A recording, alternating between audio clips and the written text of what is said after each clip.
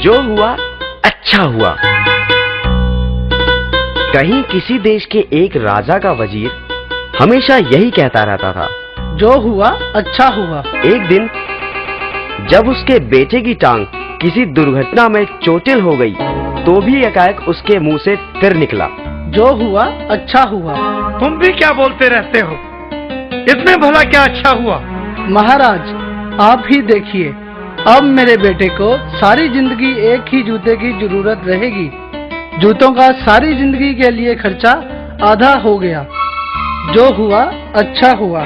राजा निरुत्तर हो गया, परंतु जब एक दिन राजा तलवारबाजी का अभ्यास कर रहा था तो अचानक उसकी एक उंगली कट गई। उंगली से खून टप टप बहने लगा। ओ माँ, ओ परमात्मा, हाय! उसका हाल बेहाल था। वह दर्द से छटपटा रहा था कि तभी वहां खड़े वजीर के मुंह से अपने आप निकल गया, जो हुआ अच्छा हुआ। अब तो राजा का गुस्सा 7वें आसमान पर पहुंच गया था। उसने हुक्म सुनाया, इस बेवकूफ वजीर को कारागार में डाल दिया जाए। और फिर वजीर को कारागार में बंद कर दिया गया। राजा का दरबार फिर उसी तरह लगने लगा। बस कमी थी तो बस उसी वजीर की। एक दिन राजा जंगल में शिकार करने के लिए निकला तो रास्ता भटक गया। उसे जंगल में ही डाकू ने अगवा कर लिया। वे डाकू अपने देवता को खुश करने के लिए उसकी बलि देना चाहते थे। वो राजा को अपने पुजारी के पास ले गए। जब उसकी बलि देने के लिए तलवार उठाई गई तो अचानक किसी की नजर राजा की कटी हुई उंगली की तरफ आन पड़ी। वह बोला, सरदार, ये हम क्या कर रहे हैं? यह मानव संपूर्ण नहीं है, इसकी तो एक उंगली कटी हुई है। बलि देने के लिए तो पूर्ण व्यक्ति की जरूरत होती है।